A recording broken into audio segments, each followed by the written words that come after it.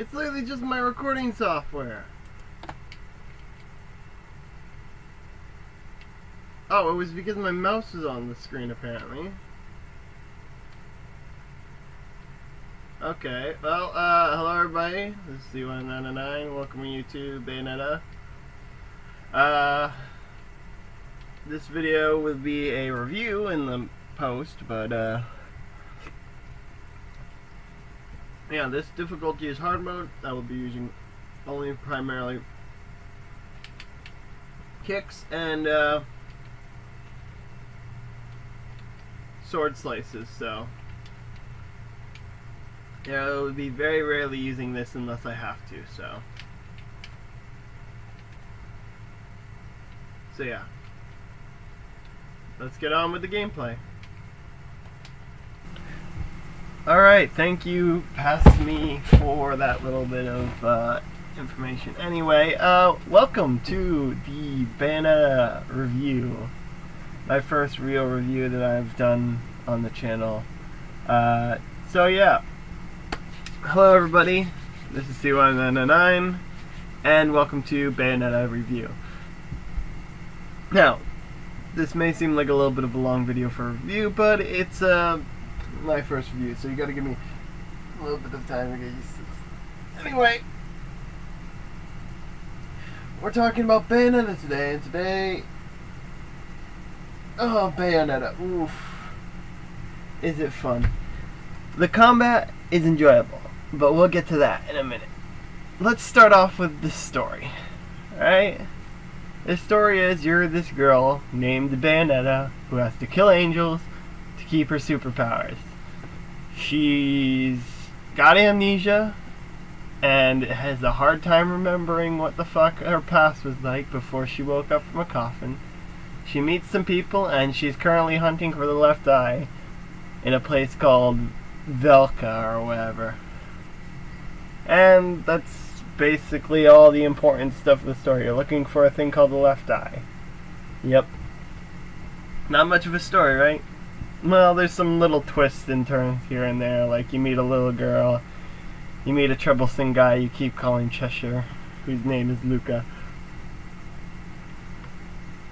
And yeah, that's literally it for the story that I can tell you without you seeing how bad it is for yourself. Going forward from this point, the combat, as you can see, is quite interesting. It's very fluid, it's very fast-paced, and even being on hard mode, it felt fun to fight enemies. The combat was very interesting at first. It's like, first off, to point out how interesting this game is that I didn't figure out how to get my other weapons that I unlocked equipped until I had gotten halfway through the story. It was literally like, what was it? Yeah, it was way after the boss that's coming up in this in the scenes that I have, that I found out how the fuck to switch into different weapons and whatnot. And even then, I didn't actually figure out how all the weapon switching to get like my kicks that I got there in the video equipped until after I had beaten the game. Not even joking. Like, I was literally, after I'd beaten the game and I was looking at the techniques menu, which I found, that I figured out how to equip certain weapons to my feet, so that way I could get a purely melee like type run. And if I had known that from the beginning, I would have had primarily melee for most of the game, because it is absolutely fun. It's very enjoyable. It's like, as you can see, I am dodging stuff, getting my ass kicked here and there, and let's talk about the dodging system real quick. The dodging system right off the bat seems kind of like a necessary mechanic, especially with the perfect dodges. Getting perfect dodges will save your ass more times than not. And if you don't feel like you're getting those perfect dodges off enough, like you're getting them a little too late, then you can fix that later on down the road in the game with a skill which allows you to dodge as you get hit, basically. The exact moment that you get hit specifically. There'll be a little rose that shows up on the screen. Right when you get hit, and if you hit that the button within the 3 or 4 frames that the arrow is on the screen, you will get a bat dodge, which either reduces the amount of damage you take or completely nullifies the damage depending on which frame you hit it on, to dodge out of an enemy's attack and enter witch time. It's like a perfect dodge. Literally the second that you get hit, perfect dodge. And if you feel like not being able to dodge in midair is a problem for you, well, shortly after you start the game and you collect a few halos, which is the currency of the game, you can unlock mid-air dodge, which, by the way, is probably the most useful thing to have. Unless you decide to unlock the Raven power, which allows you to fly as a raven, which kind of just really sucks. I'm not even joking. It's good because it allows you to do some really quick hits against enemies with its abilities. This is where I try to jump and miss because of an invisible wall. And yeah, if you don't dodge something, more likely than not, it's your own input reaction time that's the problem, and not the actual game. And now let's talk about the only real downside about the mechanics, which also kind of fixes itself, in a sense. The biggest problem with the combat mechanics is QTEs. And primarily it's the cutscene QTEs, not the actual, like, Punisher QTEs or Climax QTEs. The Climax QTEs sometimes do have problems, but usually they don't insta-kill you. More likely than not, they do what the boss would do, and a single hit's worth of damage to you. Punisher QTEs, you just don't do as much damage to the enemies as you normally would. There's no negative effects for using a Punisher QTE, other than just not doing enough damage. While the cutscene QTEs, if you fuck those cutscene QTEs up, you die. But at the same time, although you may die to it, and it is kind of punishing in that fact, because any death counts 1,000 negative towards your final score, it's consistently bullshit. The cutscene QTEs are very quick, as you'll be seeing coming up here. They show up, they give you about a second, a half a second to a second to react. And if you don't react fast enough, you just die. Right? This isn't technically an environmental QTE, but it's also kind of a cutscene QTE all at the same time. But yeah, if you just don't react fast enough, you die. And as bad as that sounds, they're consistent. So if you fuck up a QTE, more likely than not, you're not going to be fucking up the second time, because the button input will be exactly the same time. The same thing the second time around. I'll actually just give you a moment to take in what happens here. So I'm running up the clock tower here. I get to the top of this tower and it starts to fall. I'm like, alright, I know there's a QTE coming up, and I press the wrong QTE combination, because the QTE combinations do change for certain things. For between normal and hard. In normal, it's a forward up, and on that it was just an X button press, so that's why I died there. But yeah,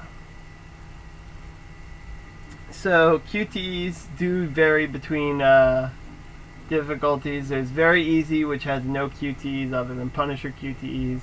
Actually no, I think the Punisher QTEs are even automatic, and Climax QTEs are automatic on there. Then there's the easy mode, which is, I think you still do the Punisher and Climax QTEs, but the cutscene QTEs are still disabled. Then you got normal, which is every QTE is enabled, but it's relatively simple. And then you got hard, which is basically the same thing, except for enemies do more damage to you. And QTEs are still pretty forgiving. Like, if you fuck them up, you don't have as much reaction time. I noticed that, because in that point on the normal, you have witch time activate the last second, so that way you have like a second or two. But if you hit the wrong input, then you're just dead. So the QTEs get a little bit shorter, it seems, but overall they're still very predictable. I have not gotten to very hard mode because it requires beating hard mode to be able to unlock. Also, the outfit you're currently seeing is an unlockable after beating the game once. I think it has to be normal mode to unlock the outfits, but yeah. Overall, the combat was very fun and enjoyable, even without me knowing how to switch between weapons. I still enjoyed it quite a bit, and once I figured out how to switch weapons, this is the weapon that I used for 75% of the game once I figured out how to switch weapons. Like, I tried all the other weapons, you get a couple of them, which I'll be listing off in just a moment, but this is the one that I kind of just stuck to. Actually, these two are kind of the ones that I switched back and forth between quite a bit. I did have a whip equipped for a little bit, which was okay. It wasn't the best, but it was kind of fun, but very slow. Now let's go off to the weapons that you unlock. First off, you start off with your guns, right? You get your bayonetta guns after you shoot with normal pistol guns for the epilogue. And you get your bayonetta's classic guns that you play throughout most of the game with, which are also used 100% when you use your shooting ability, regardless.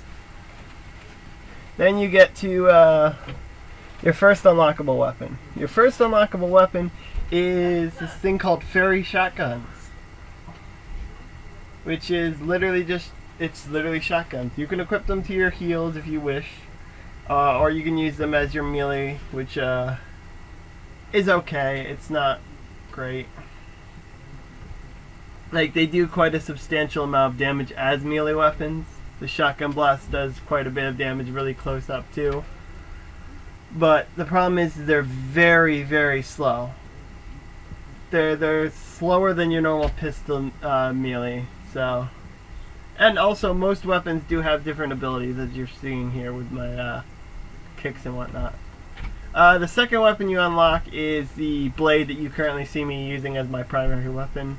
It has several different special skills, including a charge up ability and a holding down right bumper to activate the super attack, which is extremely hard to pull off on anything above normal, I'm pretty sure. Even normal, I'm pretty sure it's really hard to pull off. But because enemies are very aggressive. They're kind of aggressive on normal, and then they're quite aggressive on hard. So I can only assume they get very aggressive on very hard. There's an item I want to unlock, but I'm going to grab myself some extra health here. The next weapon you unlock, or can unlock, is a whip, which is a cursed whip. It's a snake whip. Most of the weapons require you to do a little bit of hunting to unlock them, to find music discs. And, yeah. The next weapon you unlock after the snake whip is the claws you see currently using on my feet. They have two different special abilities for a charge up, and then they also have a weapon switch ability. So they start out on fire by default, which I didn't know they even had a switch until I got into hard mode. There's my blade weapons charge attack, by the way, and I end up kicking rather than shooting. So I'm gonna just explain this real quick. One blink allows you to throw a beam like Link, basically. You hold it down and you keep it charging up. I think I fucked this up. Yeah, I fucked this up. I didn't wait till the circle went red.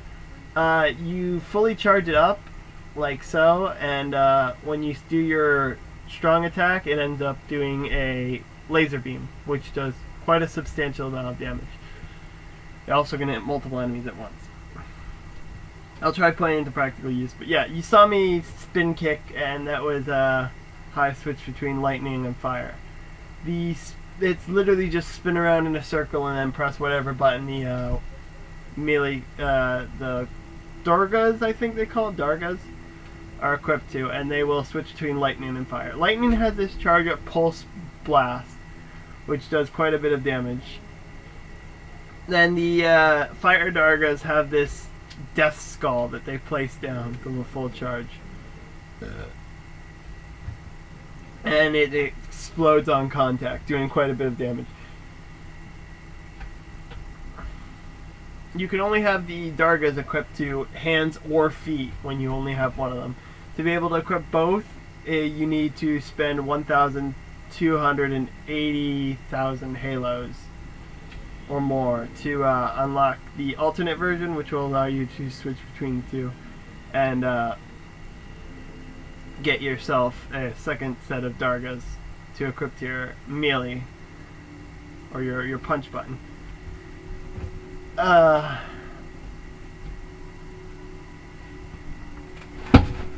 The biggest part about the Dargas is the fact that they can switch between lightning and fire, and depending on what enemies you are fighting against, sometimes lightning is better, sometimes fire is better. Against fire enemies, actually using lightning will do nothing. You have to punch fire enemies with fire. So when you run into fiery enemies, you need to hit them with fire. Everything else, lightning works pretty well on. So using lightning for the primary enemies is probably the best thing to do. You also unlock throughout the story this cheetah mode that I keep entering by accident or on purpose. That's just a thing that you unlock. It's part of the main story, just like the wall walking that you'll see me do.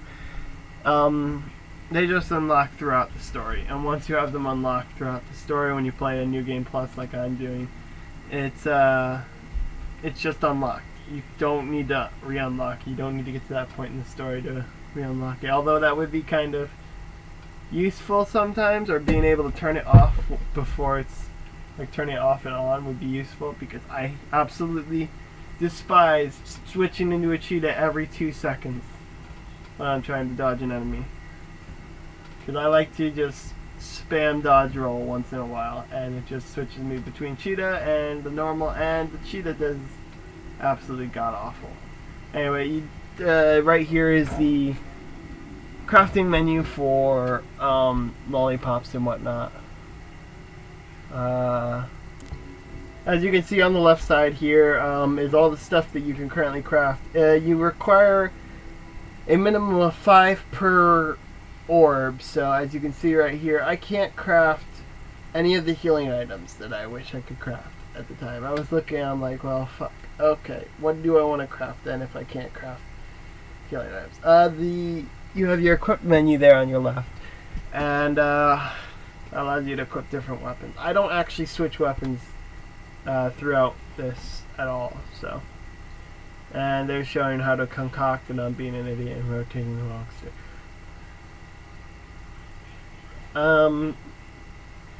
But yeah, combat's fun. I've explained most of combat. What am I missing?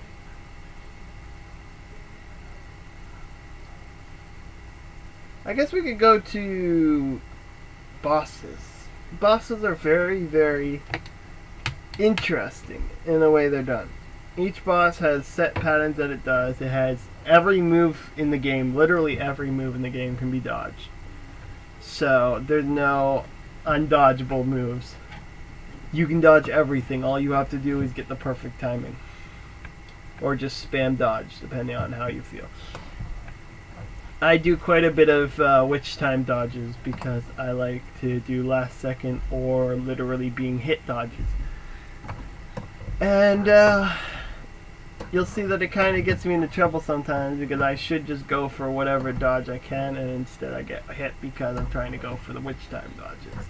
But witch time dodges give you such a big advantage, it's not worth not going for unless you know that you're not going to be able to dodge it good enough. I'm going to use 2 items here for the for this bit.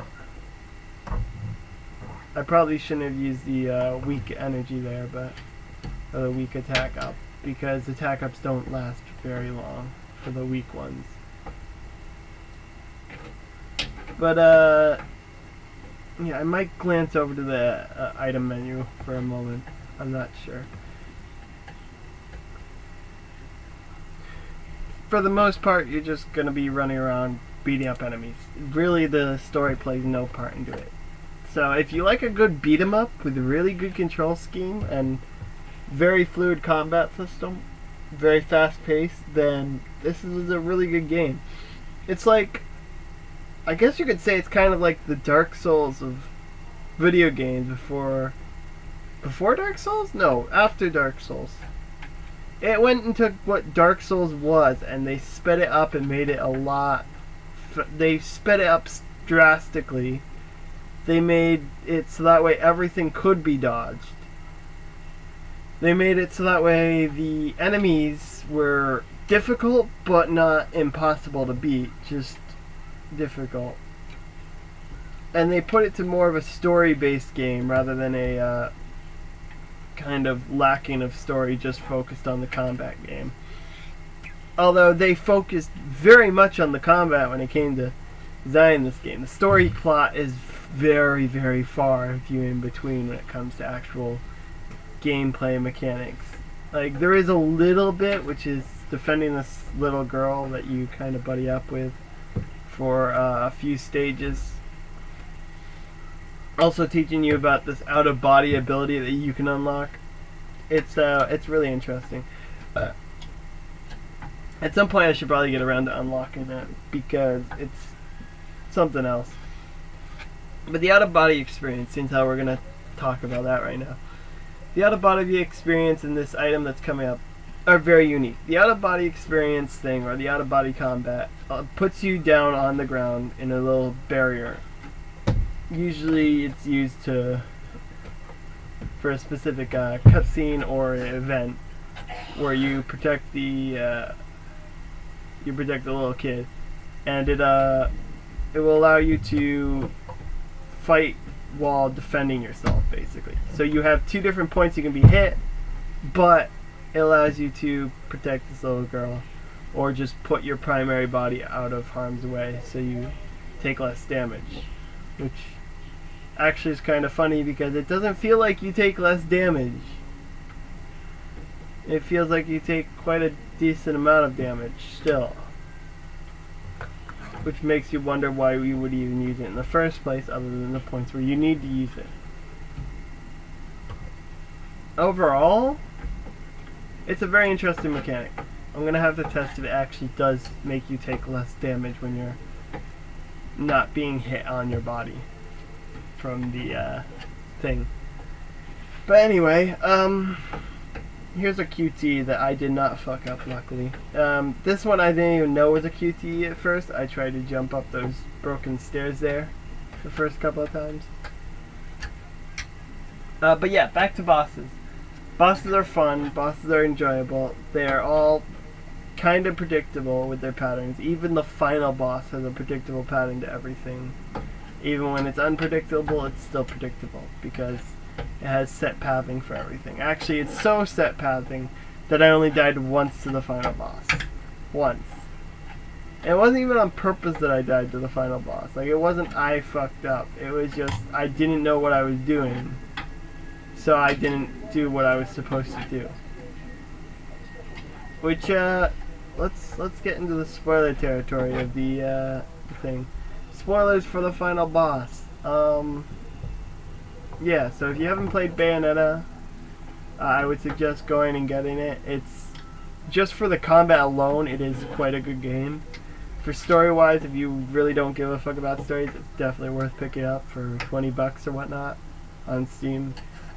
If you want some kind of story to it, well, you should probably look at Bayonetta 2 for the Wii U. Hopefully that will be coming out to PC at some point. But yeah, now let's now that people who want to play the game for themselves have gone, let's get into the final boss. The final boss, Jubileus. It's quite an interesting boss fight. Basically, it's this big ass, huge deity angel thing. It is going on a rampage, and you fight it in a big dome, or a big circle, a big sphere in space. When you're fighting this boss can do several things. It can either spit some little heads at you to try to attack you. It can shoot a laser beam down at you for the first part of the fight. It can try to punch you with its fists, or it can slam down some of its angelic tentacle things to either try to smash you or just get in your way. The problem with that is that the tentacle things have baby mask faces on them, which will do damage to the boss. So what you want to do is you want to try to do as much damage to those things when it slams it down. It goes like in a 2, a 3, and then a 2, and then it tries to punch you. So for the most part, the boss is very, very predictable in that case. And then we get to the second part of the first phase, which is after you've done a set amount of damage to it, it will either freeze or flame the entire arena for the first phase. I think the first phase is flame, the second phase is freeze, and the third phase is wind. Once you reach a certain point on its HP bar, it will change the arena into one of these 3 different kind of elemental things. And you will have to run around the arena, the big sphere arena, trying to damage these babyface things to cause it to turn back to stone. And once it's turned back to stone, you can then jump up to the boss's face, beat it up a bit, and then have it hit the ground, and then beat it up some more. And it gives you this big blade thing that you'll see like in this boss fight. Most of the boss fights give you this big blade thing to, or this big hair fist if you don't use the blade, to beat up on the enemy. I primarily use the blade because A, the hair punches kind of look just awkward and stupid, especially with the normal outfit. The blade things actually minimize the amount of nudity you get kind of with her hair power thing. And it also just makes it much more appealing because it feels like you're doing a lot of damage, because you are doing a lot of damage. The sword does ridiculous amount of damage just in general, as you'll see by me tearing through this boss. But yeah, the final boss, you go through the phase, then you repeat, and then you go through the second phase, and then it kind of repeats, except for when it repeats the second phase, after the second phase, going into the third phase, the boss will send down time vortexes. These time vortexes will, when they hit you, because there's literally no way to dodge them, you can't even jump over them. They're huge, and you can't even dodge through them. When they hit you, they will turn you into younger Bayonetta, which I'm not going to spoil much about what younger Bayonetta looks like or why it's younger Bayonetta. But basically, it's Kid Bayonetta. And you can't run, or you can run, but you'll trip. You can't dodge like normally. And you're basically fucked. Now, I say basically fucked because you're not actually fucked. Depending on how you play the game, what skills you unlocked, and whether or not you can realize there is somewhat of a pattern to this phase. In this this third punchy phase where it turns you into a kid, when it slams down, it has a set pattern on how it slams down into the center. So you can basically run around in circles and for the most part dodge it. However, if you do not dodge it, and you ended up buying the bat transformation skill that I was talking about earlier for dodging, when she hits you, you can completely nullify all the damage and change back to adult Bayonetta. There is a small problem with this, which is when it changes you back to adult Bayonetta, it will then fuck up the camera angle, so you're no longer looking directly at the boss to have an easy visual angle to be able to see when she's going to punch you. So at that point, it's just primarily run the fuck away, run the fuck away, run the fuck away. And it sounds like that's a joke, but no, it literally throws your camera angle from the pointing up at the big boss to the normal camera angle when you're fighting everything else. So it literally is just a shit show at that point. So if you do good and you get this off, it's going to make it a little bit easier for you overall because you'll be able to just quickly dodge But also, you see me right there just taunting the boss to try to get back a little bit of health. I have an item equipped that means when I taunt, I get some health back. All you need is just a slither of health to be able to survive a killing blow. And these blows will not kill you if you have even the slightest bit of green, which is why you see me, when I get super low, I try to get a slither of health back, so that way I don't get one shot by the boss. And here you see me just kind of getting whatever dodges I can. Well, primarily trying to go for the last seconds. But yeah, and then once you get to the final phase of the final boss, you will hit the final boss with all of your powers. Like every transformation of your power. Like you'll hit it with your first ability, you'll hit it with your second ability, you'll hit it with your third ability. And you'll hit it with... I'm not exactly sure. It's been a little, like a day or two since I played. But you hit the boss with this final big-ass Super Saiyan Mega Form, which is the power of you and your friend Jean's powers combined.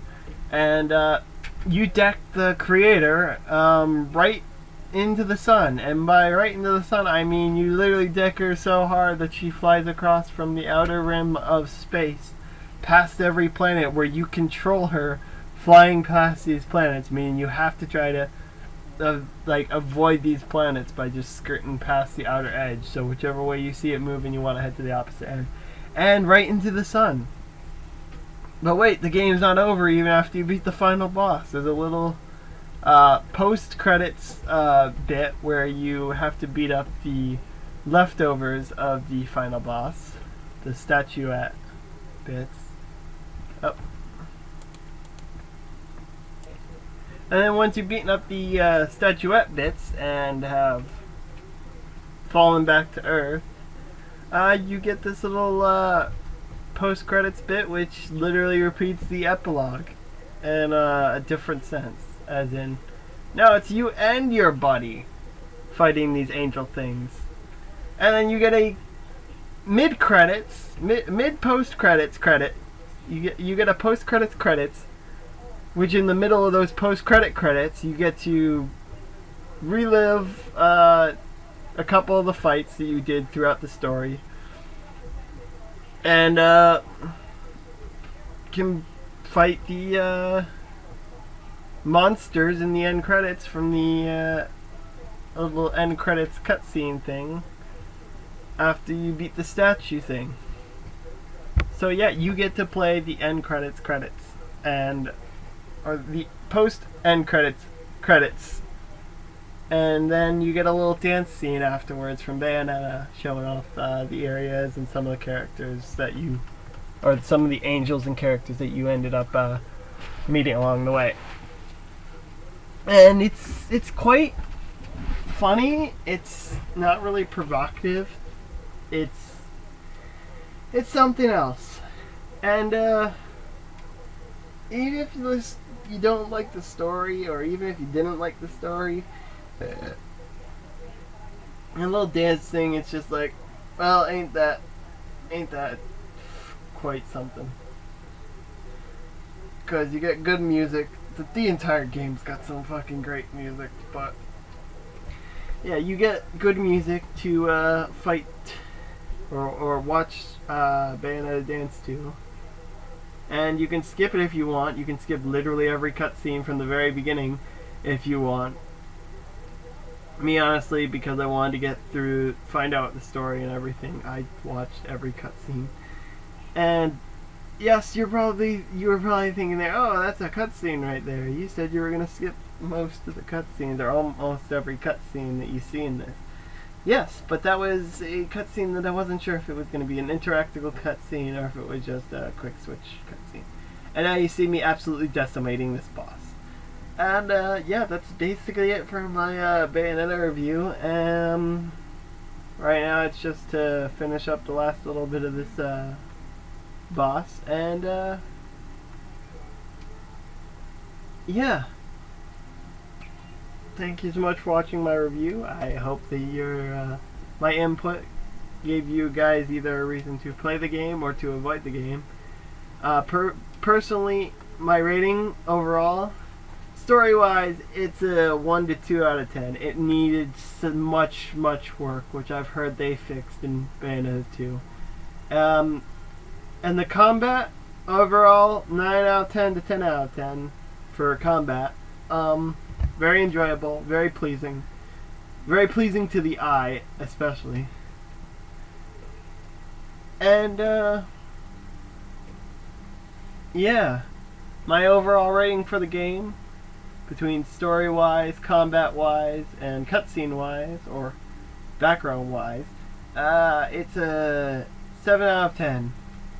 Graphics were about a 8 out of 10. The combat was 10 out of 10, and the story was 1 out of 10. So for that, I gotta give it a 7 out of 10. Overall. Just because the story sucked that bad. Really, the story was nothing. So, like, literally there was no story at all. So yeah, thank you so much for watching my review of Bayonetta. If you did like this review and would like to see more, please let me know, and maybe I'll do some reviews of some other older games that may or may not be stuff that people knew about. I got at least 2 other games that I'm thinking about reviewing at some point. One of them being Prototype, and the other one being Prototype 2. Both really good games. And, maybe a Legend of Zelda game. Could it be Breath of the Wild? No, because I don't own a Switch or a Wii U. As much as I'd love to. As so much as I'd love to play that game and give a review on it, I can't. So, yeah, Bayonetta 2 coming in the future at some point. Oh, let me just give a little last note. Angel Attack is a mini game in the game after you complete each stage. Literally after every stage that you complete, you get this little mini game where you shoot Angel for points. The more points you get, the better rewards you can reap because of it. The one that I primarily reap from it is the Blue Witch's Heart, which, by the way, there's upgrades that you can get, as you saw me buying more health.